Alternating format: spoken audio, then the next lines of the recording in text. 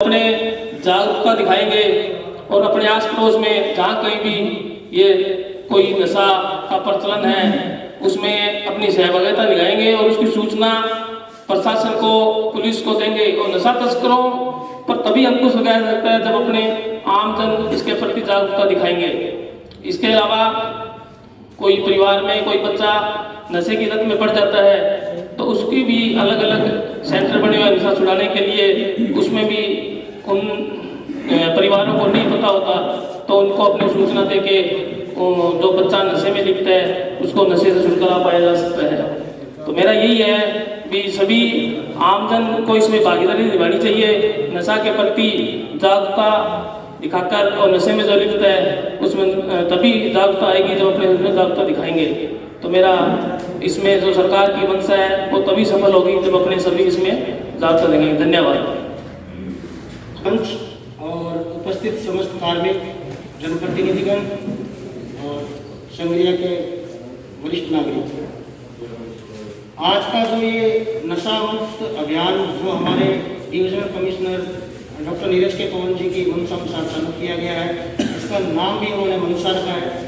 तो आप सभी की इसके अंदर जनसहभागिता काफ़ी अहम रहेगी।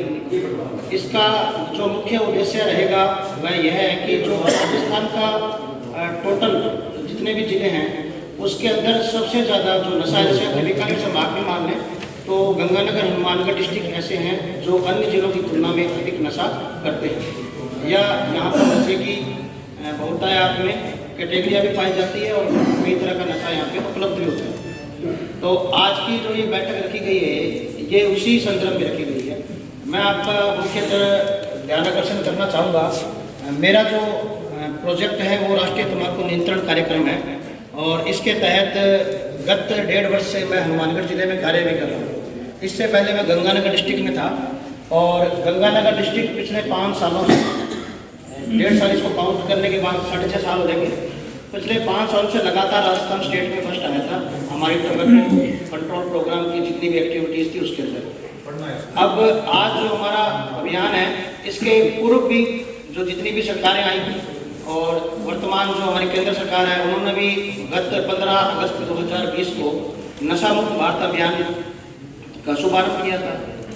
वह भी अभियान हनुमानगढ़ जिले से सर्वप्रथम पूरे राजस्थान में लागू किया गया था और उसके बाद राष्ट्रीय तंबाकू नियंत्रण कार्यक्रम है और हमारी जो राजस्थान सरकार है इसकी जो जन घोषणा पत्र है उसके अंदर जो प्रथम बिंदु है वह है निरोगी राजस्थान। उसके अंदर भी नशा मुक्त समाज की स्थापना करने का मुख्य उद्देश्य है। तो अब आपके सामने कुछ मैं पॉइंट्स बिंदु रखूंगा, उसके बाद मुख्य तौर पर जो नशे की जननी है उसके बारे में आपको बताऊंगा। हमारे समाज के अंदर सबसे ज़्यादा जो नशा उपयोग हो रहा है वह अल्कोहल है। पूरे अपने जो है आसपास कम्युनिटी वगैरह सभी में सबसे ज़्यादा अल्कोहल यूज होता है। उसके बाद जो सेकंड नंबर पे आता है वो है टोबैको, सबसे ज़्यादा अल्कोहल, उसके बाद तंबाकू। ये 2 नशे ऐसे हैं जो लगभग 80 से 90% जो नशे करते हैं उसकी पूरी आबादी को गिरफ्त में ला चुके हैं। इसके बाद जो कैटेगरी आती है वो होती है ओपीएम की, यानी अफीम या उससे रिलेटेड जो जैसे भी चरस हो गया, स्मैक हो गया, हीरोइन हो गया, ये इसके कई प्रकार हैं। तो फर्स्ट पे हमारे अल्कोहल हैं, सेकंड पे टोबैको यूजर्स हैं और थर्ड पे ओपीएम यूजर्स हैं। तो ये विभिन्न तरीके के जो नशे हैं ये हमारी कम्युनिटी के अंदर फैल रहे हैं। अब अल्कोहल का जो परसेंटेज है वह 70 से 80% है। 70 से 80% लोग इसको अपने जीवन में, अपने घरों में अपना चुके हैं। इससे पहले जो घरों के अंदर जो सबसे ज़्यादा नशा किया जाता था वो था टोबैको। वो हमारे बेडरूम भी तक था, हमारी रसोई तक था, टोबैको इजीली अवेलेबल था। और इसके अंदर जो नए टोबैको यूजर्स उत्पन्न हो रहे हैं उसके अंदर भी सबसे बड़ा जो रोल है वो हमारा खुद का है, क्योंकि हम हमारे बच्चों के सामने पर्दा नहीं रख रहे, हम हमारे आसपास से परिचित जो लोग हैं उनके सामने पर्दा नहीं रख रहे, हम हमारे घर के आंगन में बैठ के ये कर रहे हैं। तो आपको एक विशिष्ट चीज़ और बताना चाहूँगा कि हमारी सरकार द्वारा जब कोई बच्चा या उम्मीदवार नौकरी लगता है प्रतिभागी, तो उससे हम शपथ पत्र लेते हैं। दहेज संबंधी हो गया, संतान संबंधी हो गया, हम तंबाकू संबंधी शपथ पत्र का भी नियम लागू हो चुका है भी मैं तंबाकू का सेवन नहीं करूँगा। अब आप देखिए, छोटी सी तंबाकू के लिए अगर राष्ट्रीय कार्यक्रम बन सकता है तो आप इस कार्यक्रम की गंभीरता को भी देखें और इस नशे की गंभीरता को भी देखें। अब जो व्यक्ति शुरू में, अगर कोई भी व्यक्ति नशा करता है ना, वो सबसे पहले तंबाकू का ही करता है। उसके बाद जब उसकी पोटेंसी बढ़ जाती है, वो धीरे धीरे उसको रिलीफ नहीं मिलने लगता, उसका डोपामाइन उसको यूज़ नहीं करने देता, कुछ अन्य चीज़ें, तब वह जाके दूसरी चीज़ों की तरफ आकर्षण होता है, जैसे कि वो अन्य नशों की तरफ बढ़ेगा। तो उस वक्त वो क्या करेगा, वो दूसरे नशों की तरफ जाने के लिए चोरी चकारी करेगा या अपने माँ बाप से झूठ बोल के पैसे लेगा, फिर वो दूसरे नशों में जाएगा, फिर उसकी पूर्ति नहीं होगी तो वो और अधिक नशे के लिए इधर उधर से उधारी वगैरह लेगा, उसकी पूर्ति नहीं हो पाएगी, फिर वो चोरी चकारी करेगा, फिर अधिक नशा कर लेगा, या तो वो अपनी जीवन लीला एक्सीडेंट में समाप्त कर लेगा या वो जेल में अपनी पूरी ज़िंदगी खराब करेगा। तो यानी जो नशा था वो अपने समाज के अंदर, अपने परिवार के अंदर, अपने घरों से ही निकला। तो हमारे को सबसे पहले अपने बच्चों पे कंट्रोल करना होगा। आप समाज को बाद में सुधारें, पहले अपने घर को देखें कि मेरा बच्चा कहाँ है, किस संगत में रह रहा है और कहाँ जा रहा है। ये बहुत ज़रूरी है हम सब के लिए, क्योंकि हमारे पास इस भागदौड़ भरी जिंदगी और अभी कोरोना काल जो चल रहा था हमारा, इसके अंदर हम सभी खुद एक्स्ट्रा वर्कलोड के कारण या अन्य किसी कारणों के कारण अवसाद के अंदर हैं। ठीक है, तो हम अपने बच्चों की तरफ ध्यान नहीं दे पा रहे। तो मेरा आपसे व्यक्तिगत अनुरोध ये रहेगा कि आप अपने बच्चों को पूरा टाइम दें, उसके बाद आप स्वयं अपने आप को टाइम दें, उसके बाद आपके जो अन्य कार्य हैं, समाज के कार्य हैं, वो दें। पहले बच्चे 5-7 होते थे, हम इतना गौर नहीं कर पाते थे, अगर एक चला भी जाता था या एक किसी बुरी संगत में चला जाता था तो हमारा परिवार या जीवन यापन, हमारी पीढ़ी चल जाती थी। परंतु अब तो अपने पीछे आगे पीछे एक ही होता है, अधिकतम 2 मान लो या एक है। अगर उस एक का हम ध्यान नहीं रखेंगे तो हमारा तो ये जीवन भी खत्म है, बच्चे का जीवन भी खत्म है। आप पंजाब में हालत देखें, आज की पत्रिका के अंदर आया ना, आप देखें एक नाबालिग नशा करता हुआ जो चिट्टा स्मैक का इंजेक्शन ड्रग्स वगैरह लेता था, वो मर गया। उसकी माता ने काफ़ी बोला, अखबार के अंदर आया, पूरी उसकी स्टोरी आई है। उससे 1 साल पहले उसका बड़ा भाई चला गया था। तो यानी ये नाबालिगों को अपनी गिरफ्त में लेता है। इसका जो मैं बताना चाह रहा था वो ये था कि कोई भी अगर नशे का सौदागर है या कोई अपनी ड्रग इंडस्ट्री है या कोई अपनी टोबैको इंडस्ट्री है, ये सभी के सभी आपके बच्चों के स्कूल और कॉलेज के आसपास अपना फोकस रखते हैं। क्योंकि मान लो मैं नशा करता हूँ, मान लो तो मेरी उम्र मान लो 40 से 45 साल होगी और मैं कितने साल हो जीऊँगा अगर नशा करता हूँ? 10 साल 15 साल मैक्सिमम है मेरे लिए। और बच्चा जो टीनेजर है, अगर 15-16 साल के अंदर अगर ये एक्टिविटी या इस बुरी आदत को सीखेगा तो वो 40 साल का उसका ग्राहक हो जाएगा। तो वो बच्चों के ऊपर अपना फोकस रखते हैं, इसलिए सरकार का भी पूरा ध्यान और अन्य जो राष्ट्रीय कार्यक्रम है उसका भी पूरा ध्यान स्कूल और कॉलेजों के ऊपर है। हमारे द्वारा अभी इसी वर्ष लगभग 175 स्कूलों के अंदर संविधिकरण कार्यक्रम आयोजित किए जा चुके हैं, जिसमें आपका संगरिया क्षेत्र भी था, जिसके अंदर हमने 24 स्कूल और 1 कॉलेज को ये कार्यक्रम किया था। तो हमारा भी उद्देश्य यही है कि हम बच्चों तक जितना अधिक पहुंच सकें, इसके लिए हमारी जो आशाएं हैं, हमारी आंगनवाड़ी कार्यकर्ता हैं, हमारे जो स्टाफ एएनएम हैं, इन सभी को हमने जिम्मेदारी दे रखी है। हमने शिक्षकों से भी संपर्क किया था, क्योंकि जो बहन जी होती है हमारी उप स्वास्थ्य केंद्र के ऊपर और एक शिक्षक होता है, उन दोनों का प्रत्येक घर के अंदर अहम रोल होता है। यानी मैं कुछ बोलूँगा या आप कुछ बोलोगे तो इतनी वैल्यू नहीं देंगे घर वाले, परंतु एक एएनएम हमारी बहन जी या एक शिक्षक उस घर के अंदर कुछ चीज़ बोलता है तो वो रसोई तक पहुँच रखते हैं, वो उनकी चीज़ मानेंगे। तो इन दोनों को हमने इस अभियान में जोड़ रखा है और हमारा आपसे भी विनम्र अनुरोध रहेगा कि आप सबसे पहले अपने लिए समय निकालें, अपने बच्चे के लिए समय निकालें, उसके बाद समाज कम्युनिटी के अंदर आएँ। अब इस नशे को दूर कैसे किया जा सकता है ये मैं आपको थोड़ा देंगे। इसकी जो स्टडी की तो 3 टाइप की स्टडी हमारे सामने निकल के आई। पहली तो लीगल, उसके लिए अधिनियम बने हुए हैं, इसको कोटबा अधिनियम 2003 कहते हैं। उसके तहत हमारे श्रीमान थानाधिकारी महोदय आपके जो संगरिया से हैं उनके नेतृत्व में भी कार्रवाई होती है। हमारे जो सामुदायिक स्वास्थ्य केंद्र के इंचार्ज हैं BCMO साहब रवि किचड़ जी, उनके थ्रू भी कार्रवाई होती है। अभी तक राजस्थान के अंदर हनुमानगढ़ डिस्ट्रिक्ट में सबसे अधिक कार्रवाई और सबसे अधिक राजस्व एकत्रित हुआ है। अभी तक पूरे राजस्थान में हम टॉप चल रहे हैं, चालानी कार्रवाई में भी और राजस्व एकत्रित करने में भी। तो कार्रवाई हो रही है धीरे धीरे। सबसे बड़ी हमें जो दिक्कत आती है वो आती है हमारे को पॉलिटिकल प्रेशर की या किसी जानकारी की। तो मेरा आपसे विनम्र अनुरोध रहेगा, अगर कोई गलत या नियम तोड़ता है, देखो हर टाइप के नियम बनते हैं। अपने आज कह दें कि एक्सीडेंट के अंदर सबसे ज़्यादा मौतें होती हैं, तो क्या अपने साधन बंद कर सकते हैं? जीप, कारें, मोटरसाइकिल नहीं बंद करते, ना कोई अभियान चलाता जिसको बंद कर दो। अपने उसके लिए नियम बने हुए हैं, आप वो नियम कायदे कानून से चलेंगे तो आप अपने जीवन को बचाते हैं। इसी तरीके से टोबैको इंडस्ट्री हमारे समाज के अन्य रूप में या ओपीएम है जो समाज की अन्य चीज़ों में उसका उपयोग होता है, परंतु ये धीरे धीरे समाज के अंदर निकल के बाहर आ गई। इसके लिए भी अनुशासन और नियम बने हुए हैं, उन नियमों के अनुसार अगर आप चलेंगे, पहचान करेंगे या यूज करेंगे तो वो आपके लिए सही रहेगा। अब जो लीगल एक्टिविटी के बारे में बता रहा था, तो कोर्ट का अधिनियम बना हुआ है 2003, उसके तहत जो धाराएँ हैं 4, 5, 6 और 7। अभी कुछ पम्पलेट्स लोग जी हैं तो आप दे दी, आप सभी के पास पम्पलेट्स हैं, देखें उसके अंदर मैंने बताया है धारा 4, 5, 6, 7। ये आप इसमें कार्रवाई नहीं कर सकेंगे अगर आप आम जन हैं तो, परंतु आपको ये नॉलेज होनी चाहिए। आपका कोई जानकार अगर चालान कट रहा है किसी का, तो आप उसको बता सकते हैं कि तेरी ये गलती है इसलिए तेरा ये चालान कट रहा है, या इस चालान से तू बच सकता है, तो ये गलती मत कर। जैसे धारा 4 है, धारा 4 हमें बताती है कि हम सार्वजनिक क्षेत्र के अंदर धूम्रपान नहीं कर सकते, इसके लिए अधिकतम 200 रुपये तक का चालान है। तो हमारे जितने भी विभागाध्यक्ष हैं वो अपने 100 गज की टेरिटरी के अंदर इसका उपयोग कर सकते हैं, इस कोर्ट एक्ट 2003 के धारा 4 का, उसके अंदर 200 रुपये तक का चालान है मैक्सिमम। इसके बाद धारा 6 आती है, उसके 2 पार्ट है, 6A और 6B।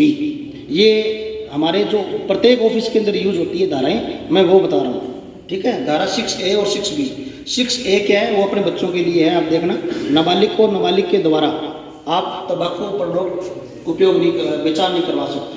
जो टोबैको प्रोडक्ट है वो नाबालिग के द्वारा और नाबालिग को, जैसे कोई बच्चा दुकान पे आता है और अपने उसको तंबाकू प्रोडक्ट दे देते हैं, कोई दुकानदार दे देता है, तो वो कानूनी अपराध है। या कोई अपने आजकल देखने में आता है कि दुकानदार तो मानगढ़ चला गया सामान लेने और अपने बच्चे को बिठा के चला गया, तो ये कानूनी अपराध है। अगर वो नाबालिग है तो वो सीट पर बैठ कर ये नहीं बेच सकता। तो ये धारा 6A है। 6B जो हमारी है वो कहती है कि स्कूल, शिक्षण संस्थान कोई भी हो, चाहे कोचिंग सेंटर हो, शिक्षण केंद्र हो, कॉलेज हो, शिक्षण संस्थान, स्कूल हो, चिकित्सा संस्थान हो, आंगनबाड़ी केंद्र हो, इसके 100 गज के दायरे के अंदर आप किसी भी तरह के तंबाकू उत्पाद का विनिमय, भंडारण, उत्पादन, उपयोग नहीं कर सकते हैं, बेचान भी नहीं कर सकते हैं। तो ये कुछ नियम, कायदे, कानून बने हुए हैं जिसकी पालना हमारे को करनी चाहिए, ठीक है जी। ये है। और इसके अलावा धाराएँ 5 और 7 और होती हैं।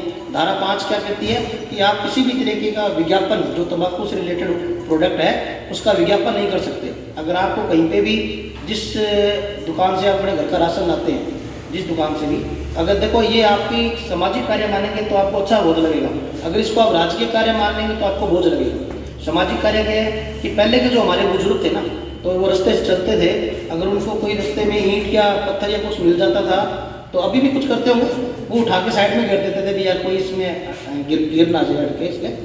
अब क्या हुआ, अब ये हुआ, इतना चेंज आ गया समाज के अंदर कि यार कोई बात नहीं, मैं तो बच गया, अगला जाने, अगला काम जाने। तो आप अगर जब तक अपने समाज की या अपनी टेंशन नहीं लेंगे, जब तक अपने किसी भी प्रोग्राम को सफल नहीं बना सकते, तो आपको उस पत्थर को हटाना है। वो कैसे हटाएंगे? जैसे आप अपने राशन की दुकान पर सामान लेने गए, तो आप उसको ये बताओ भी ये जो सामने लटका के रख रखा है ये कानूनी अपराध है, क्योंकि खाद्य पदार्थ की जो वस्तुएं बेचता है वो सामने लटका के नहीं रह सकता, अपने काउंटर के आसपास नहीं रख सकता। तो ये कुछ नियम है। स्कूल के आसपास बेचान नहीं कर सकता। जहाँ पे टीनेजर्स बच्चे, आपके बच्चे, आप भी तो अपने बच्चे को भेजते हुए बेटा ये सामान लिया, ये कॉपी लिया, पेन लिया, जो भी है, अगर उस बच्चे को आसानी से वो चीज़ अवेलेबल हो रही है तो वो एक ना एक दिन उसकी तरफ आकर्षण हो जाएगा और धीरे धीरे वो बड़े नशों में चला जाएगा, है ना। तो इसी तरीके से आप पहला दायित्व तो ये निभाएं कि जब भी आप अपने किसी श्री परिचित दुकानदार या रास्ते में किसी को भी देखें तो रोके और टोके, ठीक है। ये अभियान हमारा स्टार्ट होगा, हम जल्दी इसका भी एक शुभारंभ करेंगे कलेक्टर साहब के माध्यम से, हमारे माननीय जिला पुलिस अधीक्षक साहब के माध्यम से, उनसे हमारी वार्ता चल रही है। तो रोको टोको अभियान भी हम जल्द लागू करने वाले हैं। अपने को कुछ नहीं करना, समाज के अंदर जागृति कैसे लाई जा सकती है? रोकने और टोकने से, ठीक है ना।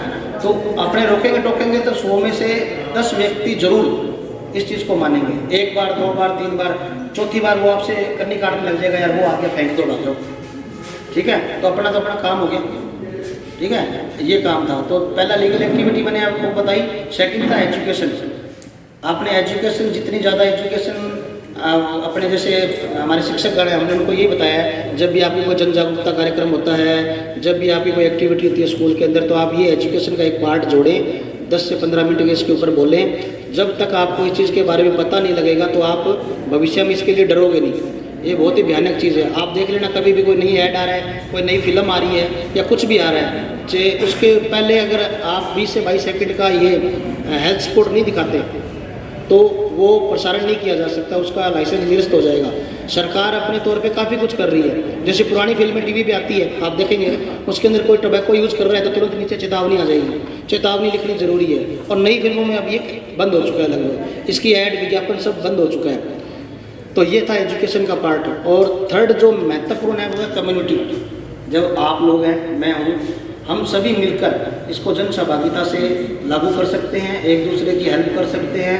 तो कम्युनिटी का इसके अंदर सबसे बड़ा रोल रहेगा। एनजीओ होते हैं हमारे, एक्स्ट्रा एक्टिविटी करवानी। तो एक बार शायद मेरे को याद नहीं आ रहा, हमारे टी रविकांत जी थे, टी रविकांत जी जिला कलेक्टर साहब, तो उन्होंने क्या किया था इसके लिए, 2004-05 की बात है शायद, मेरे को याद नहीं आ रहा। उन्होंने शाम को 5 से 7 बजे सभी ग्रामों के अंदर खेल लागू कर दिए थे। किसी को याद है तो बैठे वहाँ पे, 3 महीने 4 महीने शायद ये चालू किया था। वो इसलिए किया था क्योंकि जो ये शाम का जो टाइम होता है ना, इसके अंदर लगभग जो नशा करने वाले लोग हैं वो अपने अपने स्थान को ढूंढते हैं। तो जो बच्चे थे किशोर अवस्था वाले थे, जब उनको किसी और एक्टिविटी के अंदर अगर अपने ने डाल दिया स्पोर्ट्स में, तो वो उसकी तरफ भूल गए। अच्छे थक के नींद आ जाती थी, कोई लेना देना नहीं था। तो इस तरह की एक्टिविटी अगर अपने अपने जीवन का हिस्सा बनाएं, अपने परिवार के लिए बनाएं, तो अपने इस चीज़ से दूर कर सकते हैं। तो मेरा आपसे विनम्र अनुरोध है कि आप अपने बच्चे के लिए पूरा समय दें। आप देखें कि जो खाता पीता है, अपने यहाँ बैठे हैं ना, एक बार तो उसको हंसी या मजाक लग रही होगी कि ये चीज़ पता नहीं सही है, तम्बाकू तो क्या होता है, सब खाते पीते हैं। मेरे दादो 90 साल को ठरकाऊ जियो ठरकाऊ मर गयो, आप ये कहावत कहे रानी। परंतु आप PBM में जाके देखें, 1 महीने का 1 दिन का बच्चा है, उसके कैंसर है, क्या उसने ये चीज़ यूज की? वो कैसे आया?